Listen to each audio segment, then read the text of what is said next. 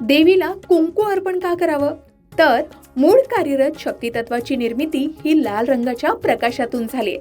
म्हणूनच लाल रंग हा शक्तीचा म्हणजे देवीचा मूलभूत रंग मानला जातो.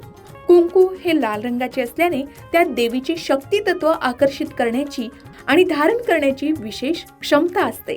देवीला कुंकुमार्चन केल्यानं किंवा देवीला कुंकू वाहिल्यानं मूर्तीतील शक्तितत्व हे कुंकवात येतं.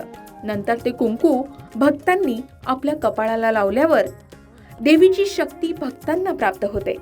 कुंकू हे शक्तिरूपी आहे, त्यामुळे देवी जागृत होते आणि भक्तांच्या मनोकामना पूर्ण होण्यास मदत होते असं म्हटलं जातं. शिवाय लाल रंग हा शक्ती, ऊर्जा, प्रेम, शौर्य आणि संरक्षण यांचं प्रतीक आहे. देवी म्हणजे देवी दुर्गा, देवी लक्ष्मी, देवी पार्वती यांना लाल रंग प्रिय असतो, कारण तो आदिशक्तीचे प्रतिनिधित्व करतो. नवरात्रीत किंवा देवी पूजनात कुंकू अर्पण केल्यानं सकारात्मक ऊर्जा वाढते आणि नकारात्मक शक्तींपासून संरक्षण मिळतं. हे कुंकू नंतर प्रसाद म्हणून वाटलं जातं किंवा स्वतः लावलं जातं. एवढंच नाही तर कुंकू हे सौभाग्याचं प्रतीक आहे.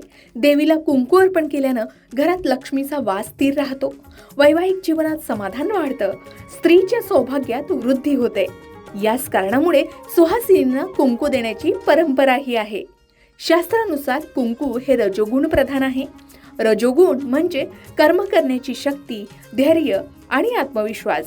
देवी ही केवळ शांत शक्ती नाही, तर ती कार्यरत, जागृत आणि रक्षण करणारी शक्ती मानली गेली आहे. म्हणूनच देवीला कुंकू अर्पण केल्यानं जीवनात गती येते असं सांगितलं जातं.